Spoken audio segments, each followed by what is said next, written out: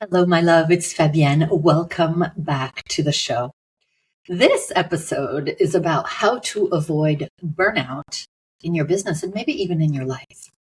This is one of those episodes that might bring up a tear or maybe give you chills or something that might help you exhale finally after maybe holding your breath for far too long. Today, we're talking about where you might be disappearing or self-abandoning in your business and in your life. It is something that I see all the time with new members of Bold Heart, and I can't not see it. And my sense is that after listening to this full episode, you won't be able to unsee it either in your life or in the lives of women around you. And it's not because there's anything wrong with you. There's nothing wrong with me, nothing wrong with any of us women. It's not because we're not smart. It's not because we're not aware, but it's because we were taught, conditioned really, early and often, that self-sacrifice and self-abandonment is how we are meant to show up in our lives. And that being the strong one or the accommodating one who carries everything and is in charge of everything, responsible for everything, is what makes you valuable in society and in your community and with your team and your clients, etc. And this isn't just in your business, it's in your life too. And while those patterns may have helped you get to where you are now, they're probably also quietly capping your income and your impact, and frankly, your level of fulfillment. This is probably blocking the growth in your business that you have been craving. So let's name what we're actually talking about. You might call it self-abandonment, at least I do. It's this idea of being disconnected from your own needs, from your own boundaries and your truth in how you serve others. And some people might call it self-neglect, which is putting off your own well-being while keeping the ship running and all the plates spinning. You could also call it martyrdom. I know that that's not necessarily a word you relate to or I would have related to before. I mean, like, we're smart, we're accomplished, we're not martyrs, right? But the idea of martyrdom is where we run on empty, but we tell ourselves, oh, you know what? This is what running a business, running a family, this is what it looks like. Again, putting the needs of others before our own and ignoring what we need. And maybe for you, it's just more subtle. Maybe it's not martyrdom. Maybe it's just like you overgive and you say yes and you're over functioning. It is what I believe to be people pleasing that is so hardwired that you don't even notice it anymore. And you could see it in other people, but maybe you don't see it in yourself. And I have to tell you, I have been thinking about this for a very long time, speaking about this for a very long time. And I didn't think that I was overgiving. I didn't think I was acting like, a martyr or a people pleaser. I thought that was for other people. I'm strong, I'm accomplished, I'm intelligent, but it's still there. So this is where we show up and we say yes when we mean maybe. And we've talked about this in past episodes, but I'm telling you, this is ubiquitous. It is systemic. It is insidious. It is everywhere. This is where you're maybe rewriting something 3 times for a client because you want it to be perfect, or you end up doing the team's job, even though your plate is full, and you do your own job because it just feels easier and faster than delegating. Maybe you're staying up late answering client emails because you just feel guilty charging as much as you do, and that is just the right thing to do. And on the outside, it looks like success. I mean, if you are at 6 figures, you are in the top 5% of women entrepreneurs. I think you might actually be in the top 5% of entrepreneurs globally, right? And it's maybe you're thinking like you're just being responsible or you're being like responsive. Isn't that what we're supposed to do? And again, like you're doing the right thing. But inside, you're probably exhausted. You're probably going through the motions. You're probably resentful. And there's probably this voice, this nagging voice that says, what about me? When is it going to be my time? Is this all really worth it? And like I said, I've experienced this in my own life. And most importantly, I've seen this happen to almost all of the thousands of women entrepreneurs that I've had the privilege of guiding over all of these years. These are patterns that don't just affect your nervous system, they actually shape your revenue. They are directly correlated to how much or how little you make. I'm just going to say that again. The ways that you abandon yourself are very much the reasons that your business isn't scaling faster. And this is such a big part of the inner work that I do with the members of Bold Heart. And that's what I want you to get a taste of today, because when you address this, your income soars. When you work on this, do the inner work, this is when your impact grows in the number of people that you work with. So let's get really specific. Are you the bottleneck? Well, you say that you want more clients, but you haven't yet built the systems or hired the support. Why is that? And usually the women that I work with initially say, well, they only want me, right? Clients only want me. They won't want one of my team members. Now, let me ask you this. Are you undercharging or maybe over delivering? It's perhaps that you fear that clients won't see your value unless you are proving it, performing it, like overextending. Like, see how valuable I am? See how I overgive to you? Maybe you are burnt out from just carrying so much emotionally, right? You're not just delivering the work to your clients, you're carrying your clients' emotions too. And maybe you're doing all of this with a smile on your face because being the strong one has become your identity. And by the way, you're probably also doing this at home, in your partnership, with your kids, with your neighbors, and within your community, just being the one who is helping everyone except yourself. And while that is noble, I just want to be clear about something. It is not sustainable. It also isn't scalable. And this isn't why you were born. Let's go a little bit deeper into this. I want to ask you a few more questions, not to call you out, not to make you feel bad, but just to call you back to yourself in a way. Here's what I want to ask you. Where are you saying yes when you mean no? Think about clients, think about your team, your vendors, your family, your kids. Where are you holding it all together for everyone else, but not receiving or allowing more support for yourself? Where are you shrinking to fit into a client's expectations or society's expectations? This was a big one for me.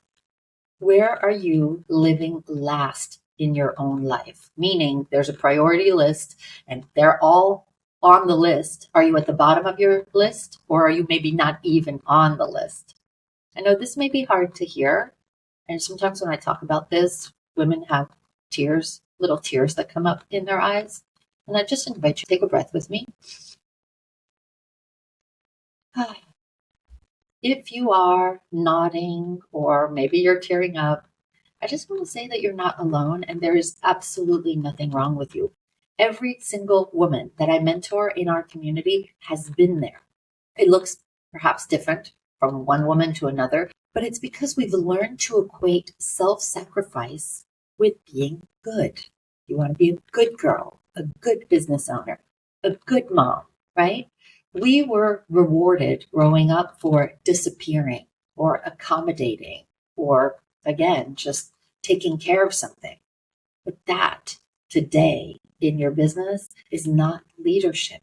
If you want to scale your business to 7 figures and beyond, because you know this is what we do at Bold Heart, you have to understand that that is not sustainable success. That is not what we're here for anymore, you and I. And I just want to let you know that these patterns did not come out of nowhere. Some of us were raised with good girl conditioning, right? Be polite, be helpful, don't rock the boat. And others of us learned to fawn as a trauma response, right? Pleasing people to stay safe. Maybe it wasn't safe at home, or maybe you were criticized at home. And that idea of just, you know what, let me stay under the radar. Let me just do what they all say or what they more than they expect from me, because then things will be more harmonious. And so we traded truth, right? Our truth for belonging. And maybe we shaped ourselves to be like instead of living as we are. I remember when I first moved to the US. I don't know if you know this. If you've been listening to the podcast, you know that I grew up the first 10 years of my life in France. I was born in Paris. And then at the age of 10, I was taken to the US. And I remember being bullied for a few years. And I took my mom to the side and I said, I want you to take me to Kmart and I want you to buy me some certain shirts. And when we were at Kmart, I said, I want these shoes. She said, you want those shoes? They're really ugly. I'm like, I know they're really ugly, but I need to belong. And that was probably one of the first moments where I exchanged my truth and what I really wanted for this feeling of belonging and not wanting to be bullied anymore. And I repeated that many, many times in my life. Maybe you've had your version of that. And what I've seen is just to feel safe, to feel like we can belong, to feel like things can be harmonious. We women shape ourselves to be liked instead of living who we really are and doing what we really want. I've seen this in my business where many times I would say, I really want to hire this one particular type of person. And then the team was like, no, we don't really need that. And I wasn't pushing enough to get what I wanted in place. And I regret that so much today. And that in business can become this chronic self-suppression where we ignore our intuition, ignore our needs, ignore what we know to be true. And instead we allow others to tell us what is going to happen or what is going to be true. And maybe this shows up as you seeking approval from clients who drain you, right? Just saying yes all the time, whatever they want, even though like you don't want to do that. Maybe it's that you take so much care of your team and doing things for them instead of teaching them and leading them. And maybe it's you being so responsible for everybody's outcomes at work, but also at home, that you absolutely abandon your own needs. Ooh, even just saying that like feels super heavy because I'm feeling like the collective, right? It's not just you, it's not just me, it's all of us women on this planet. Whew. I just want to say you're not just running a business doing that. You're managing everybody else's nervous systems. And no wonder you're tired, right? Because you're not just doing that at work. You're probably doing that with your kids if you have them, or with your partner. And here's what I want you to hear today if you're open to it. Self-honoring and speaking up is not selfish. Putting yourself first and making decisions that serve you is not being cold, right? Setting boundaries is not rejecting others. They may say that about you, but it isn't. And I'm just going to put my foot down for us and say that you get to choose yourself, right? The only way to scale without burnout is to stop disappearing and stop saying yes when we mean no and start leading. You probably have a person on your team, if you have a team, that you know should go, right? She or he hasn't been doing their job properly. If you had to rank them on a scale of 1 to 10, 10 being like, oh my God, world class, rock star, if everybody could be like this, right? That's the 10. And 1, I should have fired them a long time ago. They're terrible. I bet you have a bunch of 4s and 5s on your team, but you're still shouldering everything. Or maybe it's at home. Maybe you have a housekeeper and she does a terrible job, but you feel bad. Or maybe you have a client who frankly abuses you, but because you want the money or, you don't want to be rude, you keep them on for years. This is what I mean. Instead of staying and abandoning yourself and self-sacrificing to let the things keep going the way they have been, I'm inviting you to document your systems so someone else can run them. Raise your prices to reflect your actual value. Say no to draining clients, and if they push back, have the courage to let them go. Or even if you can't do that right now, find another client and get them on board so you can fire that client, right? Take Fridays off, even when the world is going to tell you that you've got a long to-do list and that it's lazy, even if they're envious of you and you don't want them to be envious of you. It might mean that you start believing that ease is your birthright, not a luxury. So what do you do with all of this? Well, first, you just start noticing, right? You're not going to blame yourself. Not going to shame yourself. You're just going to observe with curiosity. Where do I overgive? Like, what area of my life? If it's in business, do I overgive more to my team, to my vendors, to my clients? Ask yourself, where do I override my needs and my preferences? Where do I pretend to be okay when I am not okay with what is happening? And then make one small self-honoring decision. Make that move. It could be resting, right? It could just be like resting. It could be to raise your rates, even if it's just like 10%. It could mean letting your team handle something or letting a team member go, even if you feel bad. It might mean having the courage to tell the truth in a conversation. It might mean that when you say you want something and somebody pushes back, you say, no, this is what I want. And each time you make one of these acts of self-loyalty, it rewires your nervous system for success, but not just like outwardly success with dignity. And I had to look up the word dignity a few years ago because I didn't know what it really meant. And dignity is being worthy of respect. I love that word for us women. Dignity, deserving and being worthy of respect. Because here's what I know to be true. You do not have to set yourself on fire to keep other people warm, right? I'm just going to say that one more time so you really get it.